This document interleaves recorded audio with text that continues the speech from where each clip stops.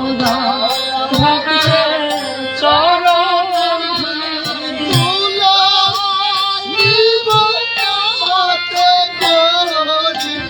দাও দাও ভক্তের চরণ ধুলি মাথে করি দাও দাও ভক্তের চরণ ধুলি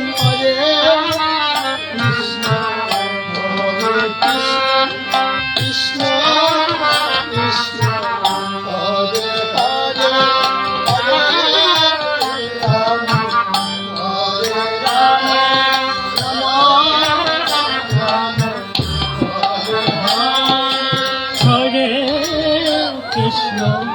हरे कृष्ण कृष्ण कृष्ण हरे हरे हरे राम राम राम हरे हरे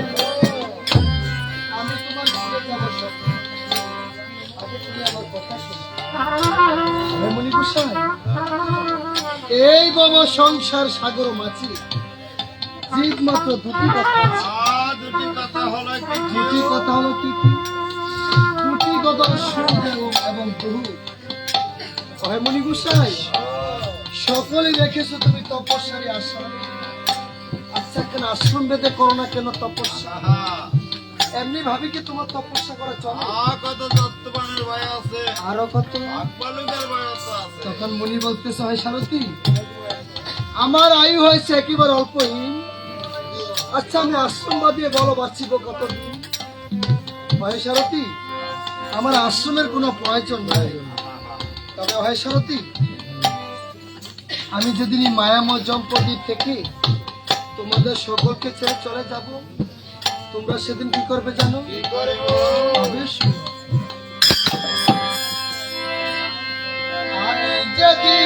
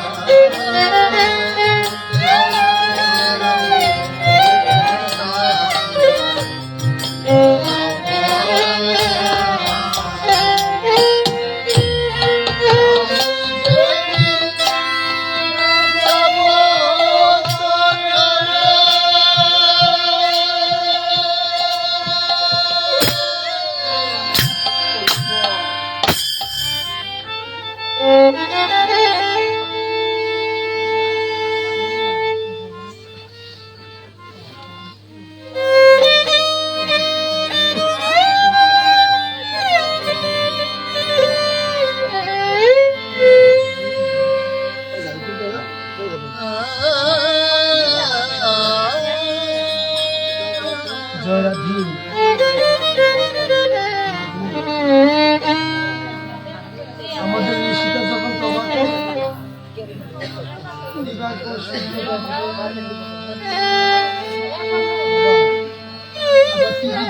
সুন্দরটা ঘুরে যায়, তেমনি ভাবে যে আমার জীবন গেলাটাও যে পড়ে যায়। তাই তো এই মায়ার জগতে পড়ে সব কিছু ভুলে যাচ্ছি।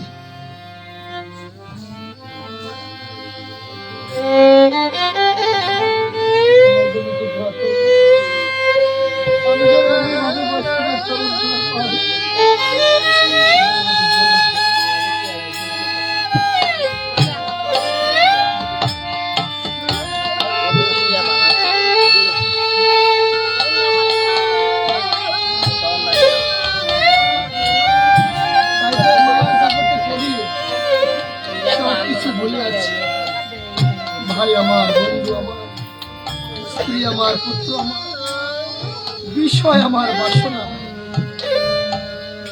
সবই তো একবারও কি ভেবে দেখেছি যে আসলে আমি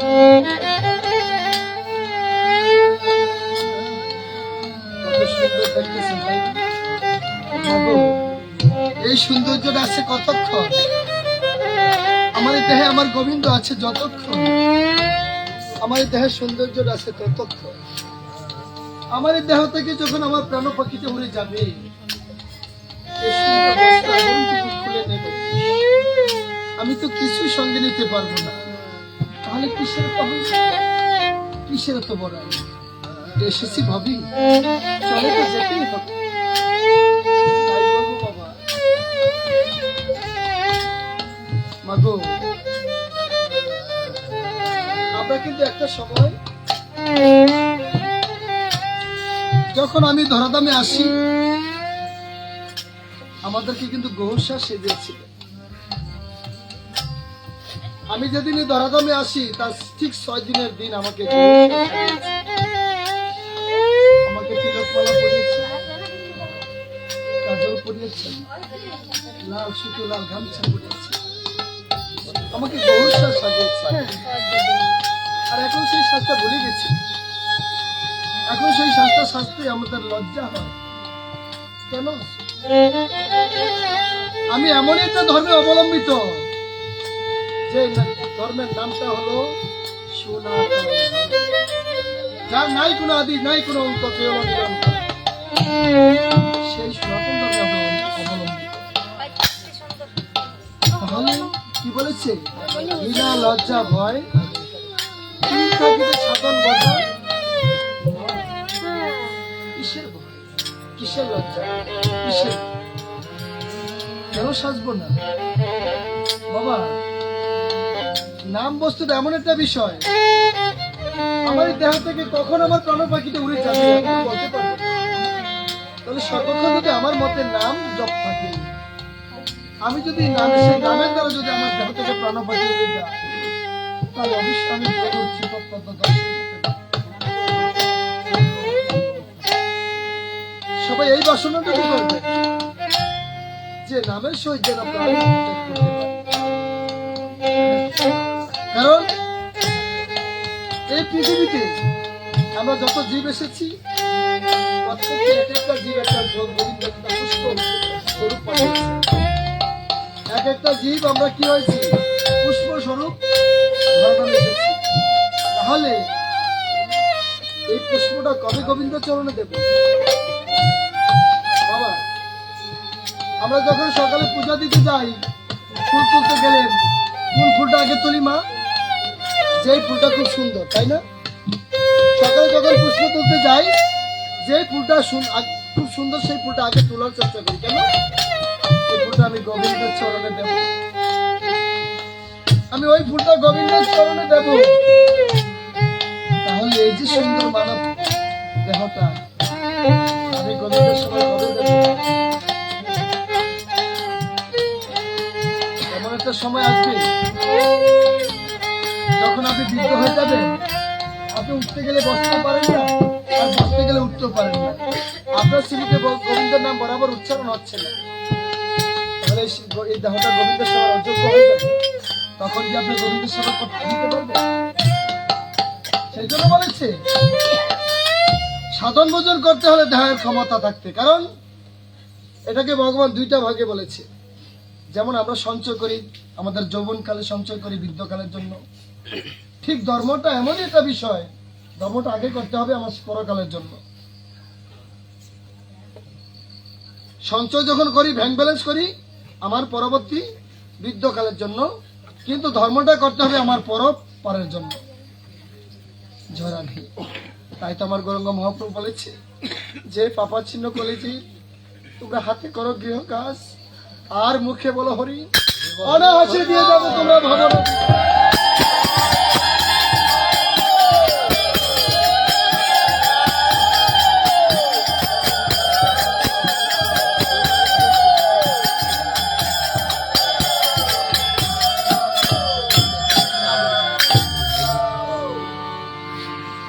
তখন সারথী বলতেছে, আরে বাবা আমি কার সাথে কি আরম্ভ করেছি?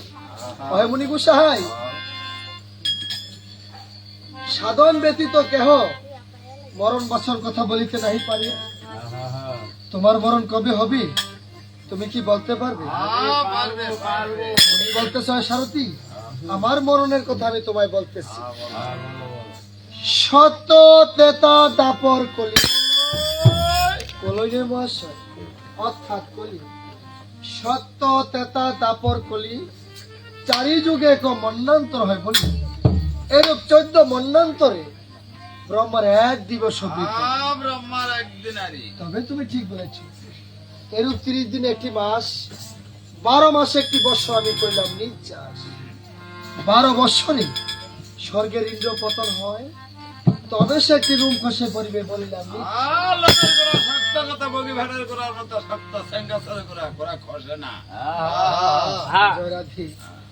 তখন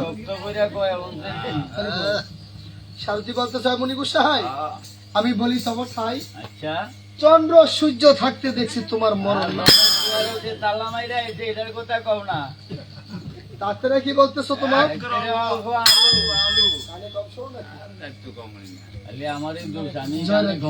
তখন সারথী বলতেছে, মুনি গোসাই আরেকটি কথা বলতে যে মনে বড় ভয়। আরে না না, কোনো ভয় নাই। সাঙ্গাশ্বরের বৈষ্ণবেরা খুবই ভালো, থানাটাও তো বলে মনে হয়। অবশ্যই সাঙ্গাশ্বরের বৈষ্ণব অনেক ভালো, খুব ভালো। শুধু সাঙ্গাশ্বরের বৈষ্ণবকে ভালো দেখলে আশেপাশে যে আমাদের বৈষ্ণব আছে তার মনে হয় ওরা সবাই ভালো, বৈষ্ণব সবাই ভালো। যদি ভালো না হতো তাহলে তো দূর থেকে তোমাদেরকে দর্শন করার জন্য আসতো না। জয় রাধে। তখন সারথী বলতেছে, মুনি গোসাই তোমার সর্ব অঙ্গের রুম দেখি কত সুলক্ষণ। আচ্ছা তোমার বক্ষস্থলে রুম দেখি না, কিসের কারণ? এখানে তো পাঞ্জাবিরা বোমা ফালাইছিল, নতুন খবর আরে বাবা যাহা কিছু হইতেছে তেতা যুগের কথা, সে যুগে কি পাঞ্জাবি ছিল নাকি? মনে পড়ছে কথা, ওই যে পরশু দিন একটা ছিল না, বন্যার সৃষ্টি হয়েছিল না, ওই সময় ঠান্ডাটা বসে। তুমি কি আমার সাথে ঠাট্টা আরম্ভ করেছো? আরে না না, ঠাট্টা কেন করবো? তোমার বক্ষস্থলে পড়ে নাই তো? ডাইন কান্দার বগল হয়ে গেছে। তোমার ভাগ্য ভালো। হরে কৃষ্ণ। তখন মুনি বলতেছে, "ওই সারথি, আমার এই বক্ষস্থল হইতে আচ্ছা 80 গোটা রোম পতন হইয়াছে এবং স্বর্গের ইন্দ্রদেব 80 বার প্রলয় হয়েছে। এমনি ভাবি একে একে আমার সকল রোম হইলে তবে সে করবে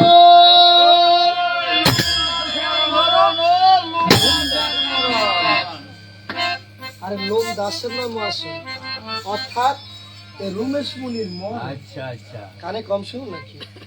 তখন সারথি বলতেছে, আরে বাবা আমি কার সাথে কি আরম্ভ করছি? ওহে মুনি গোসাই, তোমায় করি নিবেদন, অদমের অপরাধ ক্ষমা করে নিমন্ত্রণ পত্রখানা করো। নিমন্ত্রণ পত্র দিয়ে সারথি তথা হইতে কইল গমন। এবার অঙ্গিরা মুনির নিকটে যে দিল ধনুষ্য। এখানে আমার কি রইল? সেখানে আবার কি রয়েছে? মুনি তপস্যা দেখিয়া আচ্ছা স্তূপেতে করে তপ, আহা, কণ্ডুর মধ্যে অস্তে। এই কর্তা কত নাম্বার করিয়া? আরে মহাশয়, তুমি ভাবতেছ আমার এই বৈষ্ণবী মায়েরা যেই করাই দিয়ে রান্না করে সেই করাই? হ্যাঁ ঠিক তাই তো বলে একেবারে গেলেন, বোকা, তাই বলছে না? একেবারে বোকা কথা। অর্থাৎ হস্তেতে রাখিয়া আচ্ছা সারথি বলতেছে মুনির অগ্রেতে, আচ্ছা। অহে মুনি গোসাই, ওহো মনি আর বুঝাই। তুমি এই পিণ্ড হাতে তপস্যা করো কোন শাস্ত্র মতে? হ্যাঁ কর্তা, এটা শরীর ভাষালির মধ্যে তো পাইছিলাম। হরে কৃষ্ণ, জয় বাবা। পুরীর দর্পণতে কি কখনো শনি পাশে লিখা হয়? হ্যাঁ আর তোমাকে একেবারে বোকা বলবে। আরে না না, বোকা বলবে না, লিখা হয়। লাস্টের পৃষ্ঠায় আছে না, লাস্টের পৃষ্ঠায় ফখরুদ্দিন আইছিল না, বৈষ্ণব ফখরুদ্দিন আইছিল না, 5 বছর আসিল, ওই 5 বছর বইরেই খালি লেখছে। হ্যাঁ দাদা লামসরি দিয়ার বালুসত্তা লেয় নাই কোনো দেশে। তখন জরাবে জরাবে মুনি বলতেছে, ওই সারথি, ওহো আমি মাতৃ শ্রাদ্ধ গঙ্গাতে করে এসেছি, আচ্ছা। আর পিতা ঠাকুরকে বাড়িতে একেবারে জরা তোরা দেখে এসেছি। আরে একেবারে বৃদ্ধ দেখে এসেছে। হ্যাঁ, একেবারে বৃদ্ধ। তাই পিতার স্বর্গান্ত আচ্ছা আমি যখনই শুনিব আহা। অমনি পিতৃপিণ্ড জন্ম নিবে। আরে বিস্তার করে না মহাশয়, অর্থাৎ পিতৃপিণ্ড জাহ্নবীতে বিসর্জন করবে। সারথি বলতেছে, হয় মুনি গোসাই, ওহো মনি গোসাই। আর তোমার পিতা যদি বহুদিন বাঁচে, আচ্ছা আচ্ছা তুমি চালকলা করবে কি? ধান কলা আলুর কলস্টর নিয়ে দিয়ে দেবো। হরে কৃষ্ণ বাবা, দেখেছেন কত বড় একটা যোগ্য সন্তান। পিতা কবে মারা যাবে উনি পিতৃপিণ্ড আগে ফিরিতে রেখে দেন। এমন একটা যোগ্য সন্তান সবার একটা দরকার। বাজার না পায় হরি বল। যে কলার দাম তখন সারথি বলতে চায় মুনি গোসাই, আচ্ছা তোমার পিতা কোনজন? সেই রমেশ তো বোধন। রমেশ তাপুদন? আরে বাবা সেই বেটা আরে নাকি? সেই বেটাই তো, তার রুমের বড় পেখম একেবারে দেখেছি। ওলাবিলের মতন। কি বলেছে যে হয় সারথি, তুমি আমাকে না করে উপাস্য, আমি যদি পিতার পুত্র হয়ে থাকি তাহলে পিতৃ শ্রাদ্ধ করিব অবশ্য।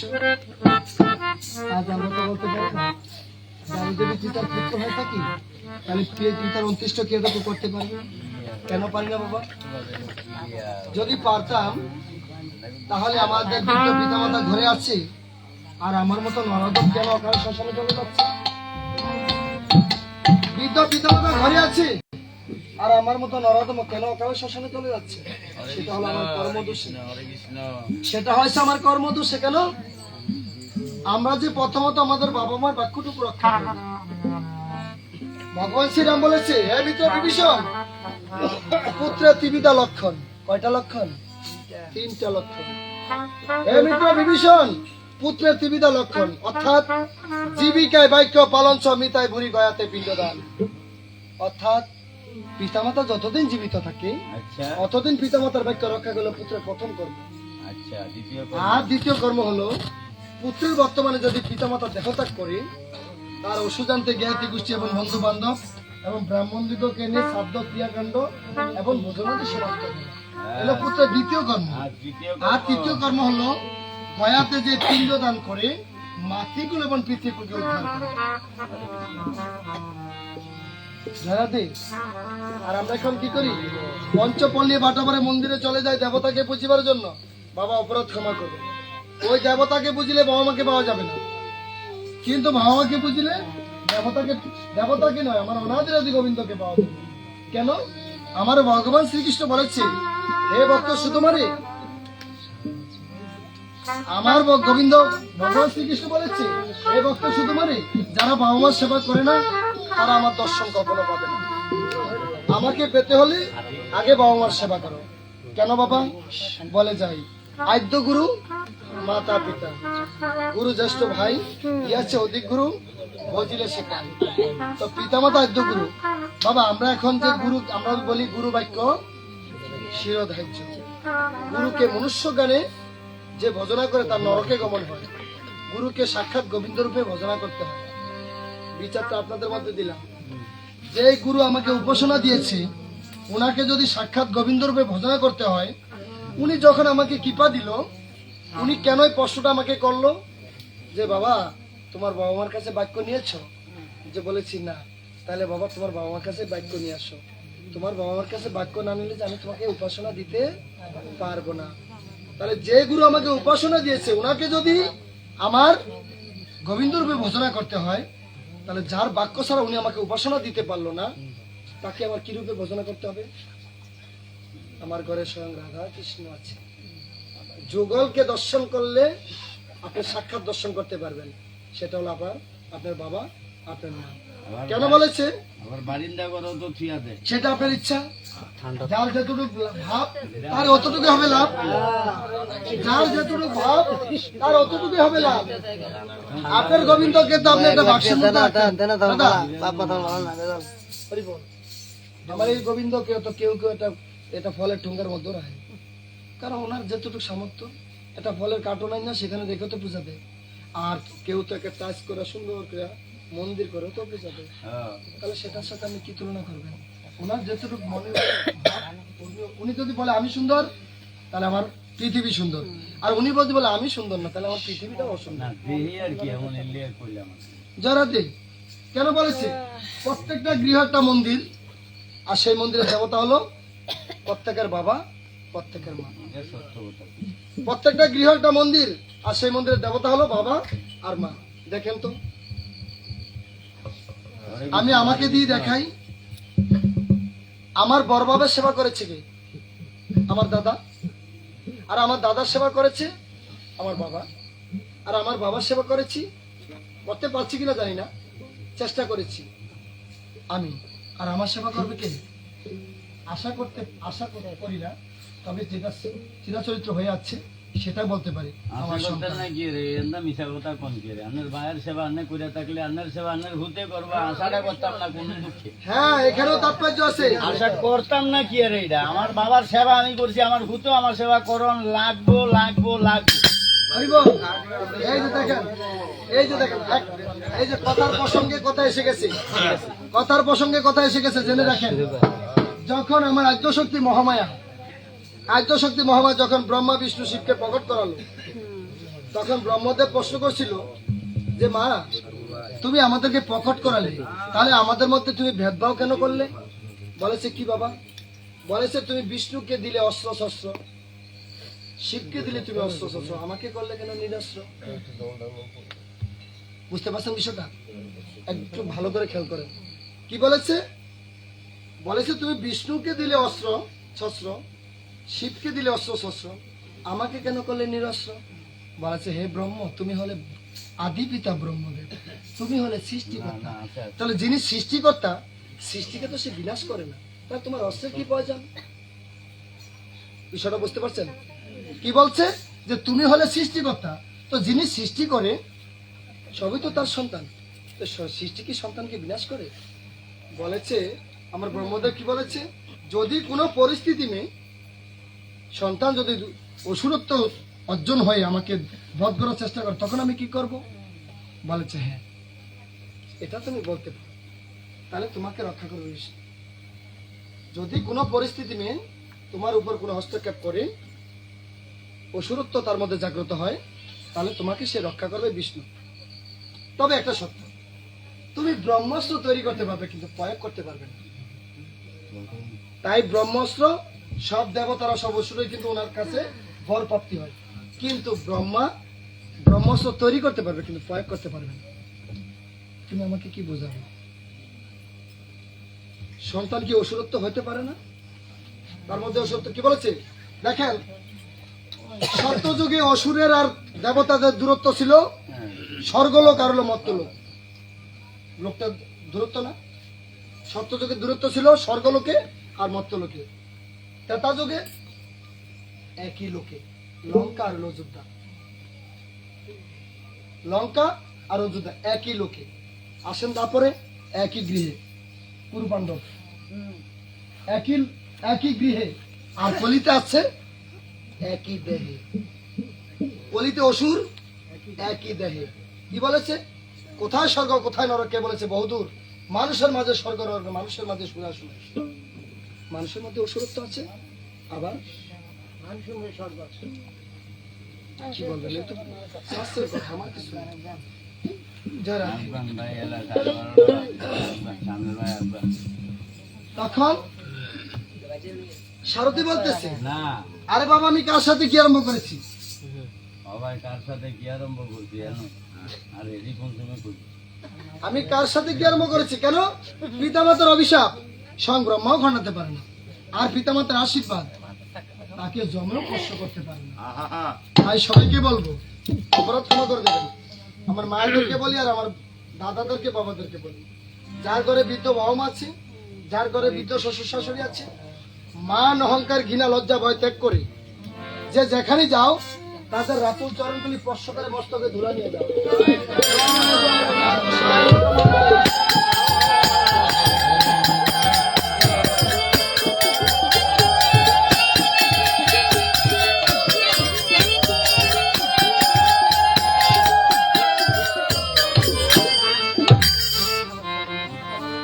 তখন সারথি বলতেছে, আরে বাবা আমি কার সাথে কি আরম্ভ করেছি? যেমনি তার পিতা তেমনি তার পুত্র, যেমনি তার পিতা তেমনি তার পুত্র, আর বাপকে বেটা। আমি কার সাথে কি আরম্ভ করেছি? ভাই মনি গুসাই তোমায় করি নিবেদন, অতবার অপরাধ ক্ষমা করে নিমন্ত্রণ পত্র দিয়ে সারথি তথা হইতে কইল গমন। এবার বশিষ্ঠ মুনি নিকটে যে দিল দর্শন। ওরে পুরোহিত বশিষ্ঠ ব্রাহ্মণ খাইতে বশিষ্ঠ আনন্দ আচরণ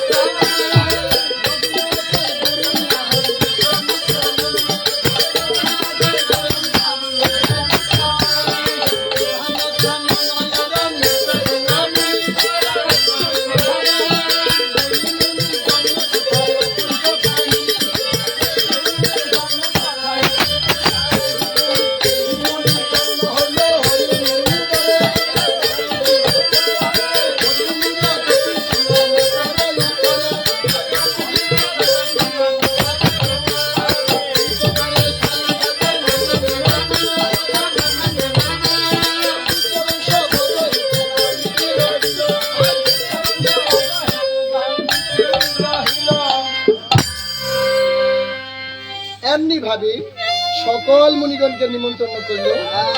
ভুলক্রমে আবার এমনি ভাবে সকল মুনিগণকে নিমন্ত্রণ করে রথে চড়ে সারথি ধীরে ধীরে করল গমন। অযোধ্যা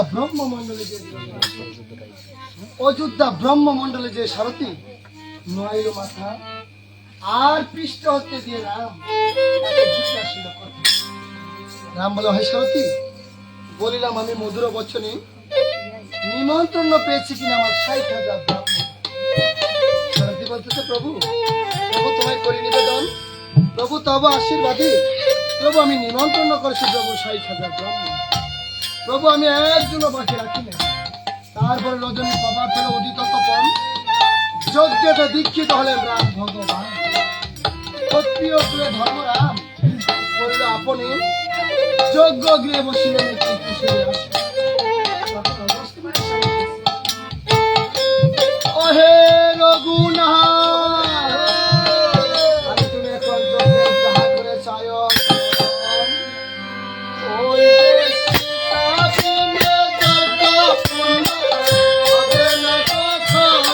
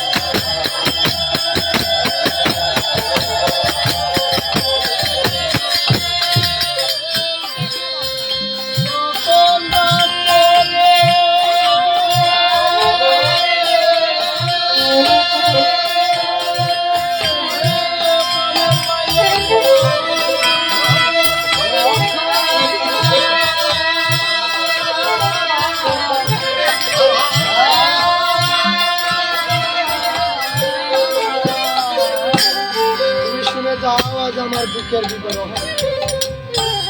মুনি এসে বলছে, সীতা বিনে আমার যজ্ঞ পূর্ণ হবে না। জয় রাধে। কোথায় রেখেছো সীতা? সেই কথা বলা একটু শীতল করে আমার প্রাকৃত প্রাণ। তখন বলতেছে, প্রভু আমি তোমাকে পূর্বে বারংবার নিষেধ করেছি প্রভু, প্রভু মাকে তুমি বলে দিও না। প্রভু তুমি তো আমার কথা শুনলে না। প্রভু মাকে যখন খুঁজে পাওয়া যাবে, কেননা আমি যে মাকে বাড়ি হইতে বাকি দিয়ে নি, বহিন বনে নিদ্রা ফেলে ফাঁকি দিয়ে চলে এসেছি। তাই মা আমার পাগলিনী বেশি বনে বনে ঘুরে বেড়াচ্ছে, তা তো বলতে পারবো না। তখন রাম বলতেছে,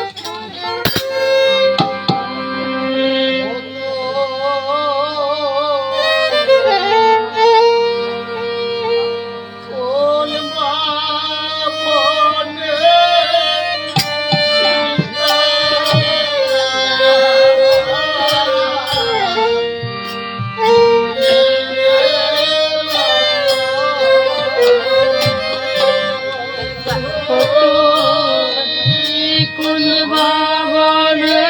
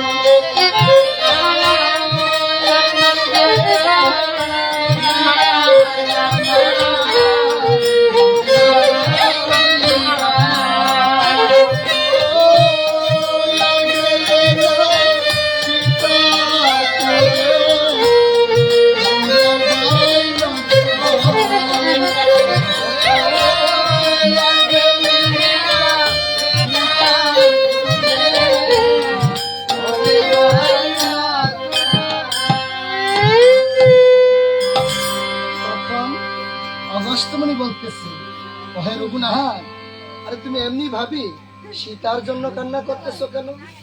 রাম বলে, মুনি গোসাই, আমি তো সীতার জন্য কান্না করি না মুনি গোসাই। তবে আমি কেন কান্না করি জানো মুনি গোসাই? যদি সীতা বিনে আমার যজ্ঞ পূর্ণ না হবে, তাহলে আমি ব্রহ্মদূতে মুক্ত হব কিসে? হয় মুনি গোসাই, আমি সীতা চাই না, তুমি শীঘ্র বলো আমি ব্রহ্মবদীতে মুক্ত হব কিসে? তখন অগস্ত্য মুনি বলতেছে, হয় রঘুনাথ, আমি এখন লক্ষণের মুখে যাহা নাকি শুনলাম, এই সংকীর্ণ সময় তুমি সীতাকে উদ্ধার করতে পারবে না। তবে আমি তোমাকে যজ্ঞ সমাপনের জন্য একটি যুক্তি বলে দিচ্ছি। রঘুনাথ, তোমায় করে নিবেদন, সীতার আকৃতি একটি স্বর্ণ সীতাকর হয়ে ওঠে, তবেই হবে তোমার যজ্ঞ সমাপন। যখন শুনিলেন রাম মনির বচন, আমি মহাপ্রাণে আবার বিশ্বকর্মাকে কইল স্মরণ মাত্র বিশ্বকর্মা সেদিন বলে। তখন বিশ্বকর্মা বলতেছে, প্রভু তোমায় করে নিবেদন, প্রভু তুমি অভক্তকে কি জন্য করেছো স্মরণ? রাম বলে, হে বিশ্বকর্মা, আমি না জানি না বুঝি ব্রহ্মবধ করেছি, তাই ব্রহ্মবধিতে মুক্ত হওয়ার জন্য মুনি আমাকে অশ্বমেধ যজ্ঞের ব্যবস্থা দিয়েছে।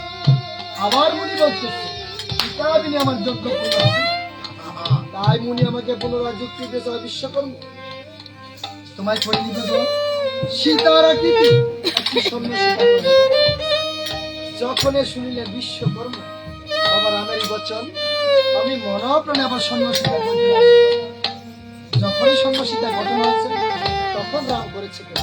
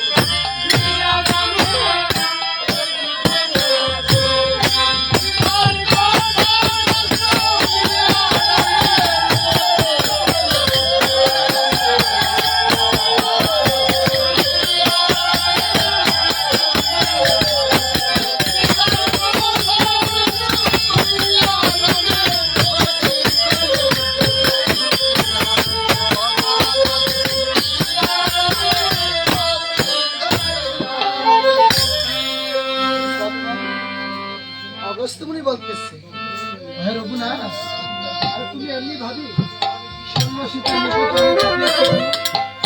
এদিকে যে তোমার যজ্ঞের সময় বয়ে যায়, তখন যজ্ঞ রইল রাম রঘুপতি যজ্ঞচারী হলেন সুমন্ত, তার রক্ষে দাঁড়াইলেন ভরত শত্রুঘ্ন, আর ছত্র ধরিলেন ঠাকুর সরোজ নদীর তীরে রাম যজ্ঞ রইল।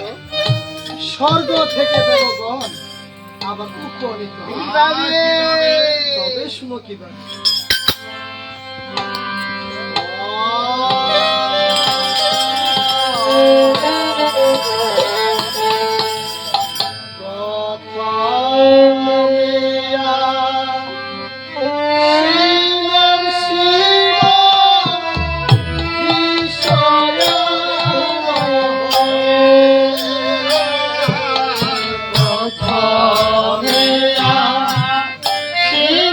Shiva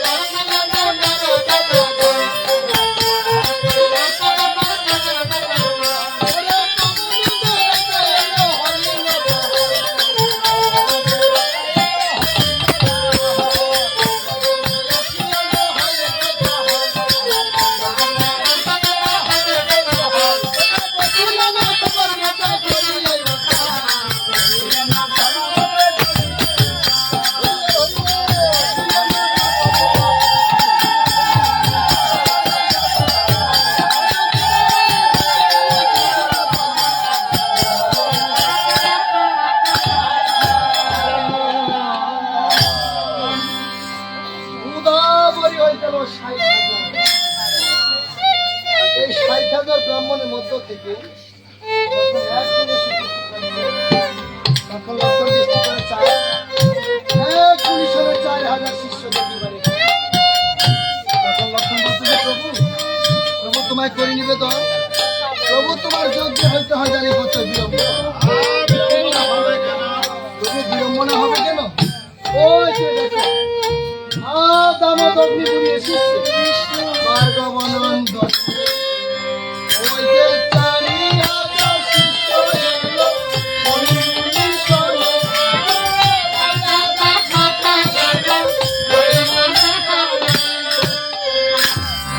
প্রভু আজ এক মনুষ্যের শিষ্য দেখে 4,000 হে প্রভু 60,000 মনুষ্যের কথা আছে, এত বলতে পারবো না। ফাস্টফুড আসলো নিও, ফাস্টফুড আরে কি বলতেছে? যাহা কিছু হইতেছে তা যুগের কথা, সে যদি কি বাস্তব ছিল না?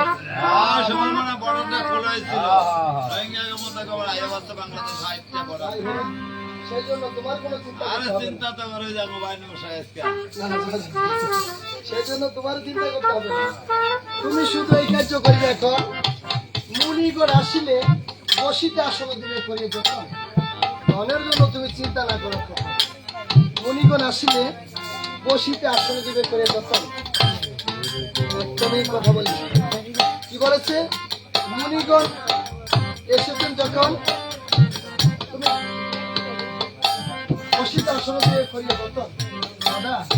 আর আমরা এখন আপনাদের বৈষ্ণবের আশীর্বাদ, আমার রঘুনাথ বৈষ্ণব কৃপা দেশ বিদেশে ঘুরি, যখন যে বলি দাদা একটা আশীর্বাদ করে দেন, বাইরে দেখতে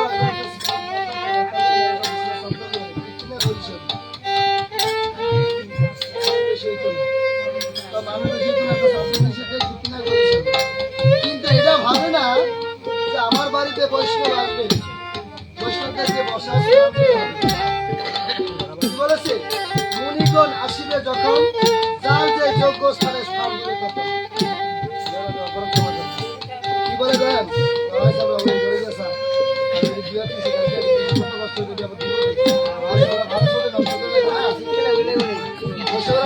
নষ্ট করবে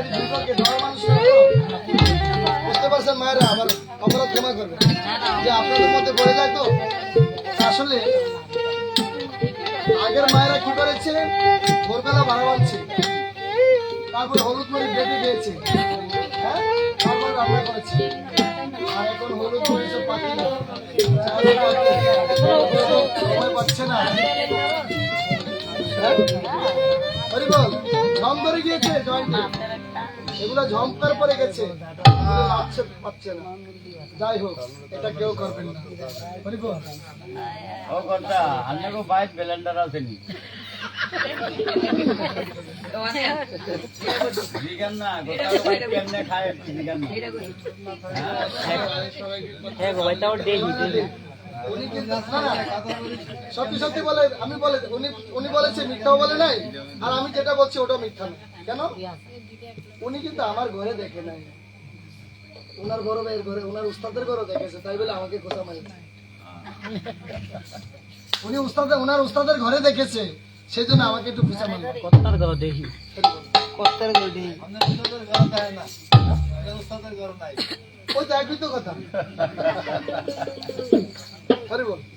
তখন লক্ষণ করেছে কেমন? মুনিগণ এসেছেন যখন, যার যে যোগ্য স্থানে লক্ষণ স্থান দিয়েছে তখন। সরুজ নদীর তীরে রামযজ্ঞর মিলন প্রভাতে উঠিয়ে সকল মুনি যে আবার সভাতে বসে। তারা কিভাবে বসিল? তারা কিভাবে বসেছেন? তবে শুনো তারা কিভাবে বসেছে। পূর্ব মধ্য ভাগে বসিলেন দেবগণ, পশ্চিম মধ্য ভাগে বসিলেন মুনিগণ, উত্তর মধ্য ভাগে আচ্ছা বসিলেন রাজা প্রজা। দক্ষিণেতে ওই দক্ষিণেতে নানা ভাগে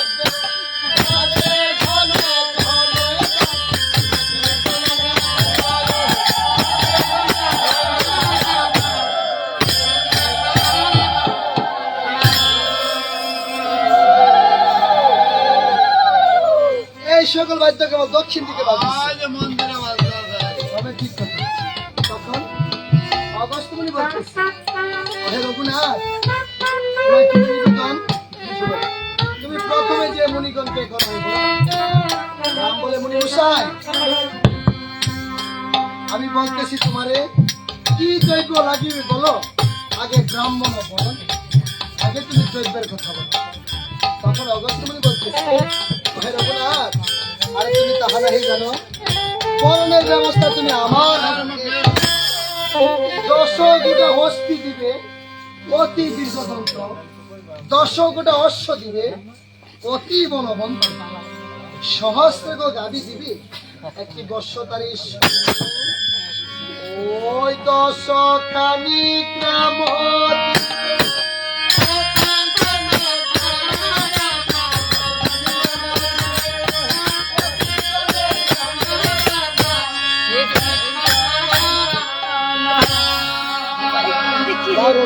রঘুনাথ, তুমি এমনি ভাবে হরে কৃষ্ণ, তুমি এমনি ভাবি মুনিগণকে করাই বরণ। রাম বলে মুনি মশাই, আমি বলি তব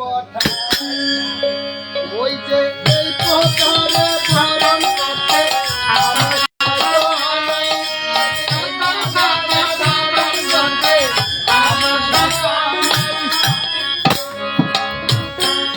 কি বাবা, রাম বলেছে আমি তোমাকে বরণ করতে পারবো না। কেন পারবেন না? উনি তো বিবেকে নারায়ণ বিষ্ণু কথা, যে নাকি ইচ্ছাময়, সে তো যা ইচ্ছা তাই করতে পারে। তাহলে উনি মুনিগণকে বরণ করতে পারবে না? কেন পারবে না? সেটা হলো আমার প্রভু লীলাতে এসেছে। আমার প্রভু বলেছিলেন যে আমি যদি এই লীলাটা করি, জীবের দ্বারা সিদ্ধ সম্ভব হবে না। কি বলেছে? 10 গোটা হস্তি দিবে অতি দীর্ঘ দন্ত, অর্থাৎ তার দন্তগুলো দীর্ঘ হতে হবে। 10 গোটা অশ্ব দিবে, 10টা অশ্ব দিবে অতি বলবন্ত, অর্থাৎ বলবান 10টা অশ্ব, এবং সহস্র গাভী অর্থাৎ 1000 গাভী, সহস্র গাভী দিবে, তার প্রত্যেকটির সাথে একটা বাছুর করতে হবে। 10 খানি গ্রাম দিবে প্রতি জনে জনে। এটা কি সম্ভব? এরকম যাই দিলে এখন হবে? হরি বল। আমার প্রভু কি করেছে? এই লীলাটা বর্জন করেছে, যেটা তার সময়। কেন দেখেন, আমরা সাধারণত এখন 3 শান্ত বার্তা ষোড়শমন্ত্র পাঠ করতেই আমরা হিমশিম খাই। বৃহস্পর্গ তো দূরে থাকি, বৃহস্পর্গ অনেক 2-4 বছরে একটা পায় কিনা সম্ভব। বৃহস্পর্গ ছাত্র দেখেন করা সম্ভব না। এই শুধু ষোড়শমন্ত্র পাঠ করতেই তো হিমশিম খাই। এই 16 দান করতে স্বকীয়ার মধ্যে দিতে পারি না, স্বকীয়ার মধ্যে দিতে পারি না কথা। এই আনছি বাকিটি আমি লইয়াম, ওই যা মূল্য দিয়ে দিল। আর সরকার তো এটাই তো করতে পারি। যারা দিই তখন অগস্ত্যমুনি বলতেছে, তুমি এমনি ভাবে বরণ করতে পারবে না, তাহলে আমি তোমাকে সামান্য 3টি দেবের কথা বলতেছি। 3টি দেব হলো কি কি?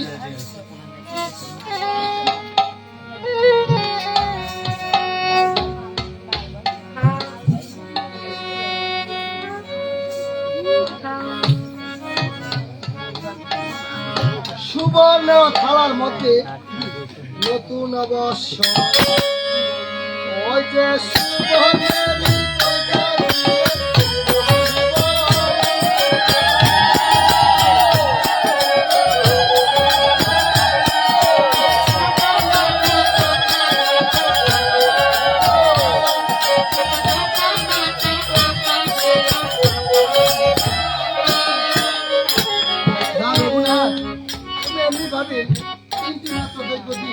মুনিগণকে করে বরণ। রাম বলে মুনি গোসাই, তোমার নিবেদন এই প্রকার হইলে আমি পারিব করিতে বরণ। আচ্ছা মুনি গোসাই, মুনিগণকে বরণ করতে যাবে কোন জায়গায়? তখন অগস্ত্যমুনি বলতেছে, হে রঘুনাথ, তোমার কই নিবেদন? মুনিগণকে বরণ করতে যাবে একমাত্র লক্ষণ। লক্ষণ দিল কেহ মুনিগণকে বরণ করতে পারে। তখন রাম করেছে কেমন? প্রাণের ভাই লক্ষণকে ডেকে ডেকে বলতেছে, ওহে প্রাণের ভাই লক্ষণ, বিলম্ব নাহি প্রয়োজন, তুমি শীঘ্র যে মুনিগণকে গ্রহণ করো। তখন লক্ষণ করেছে কেমন? বরণ সোজা সাথী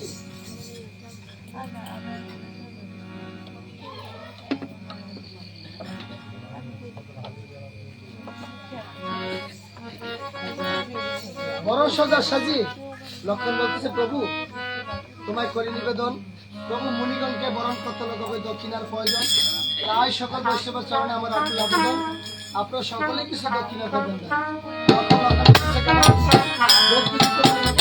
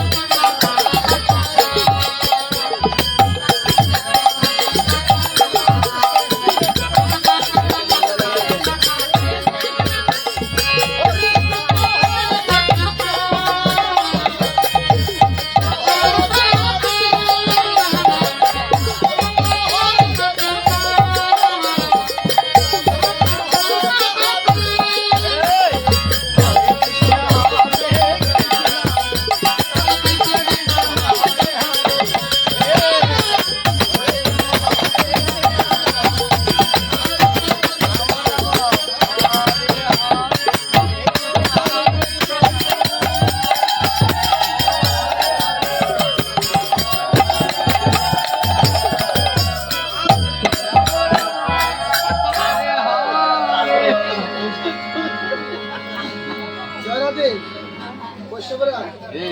সবাই একটু বসেন, একটু চাষাবাদ করে একটু 10টা মিনিট সবাই একটু চাষাবাদ করেন, ব্যবসা করেন।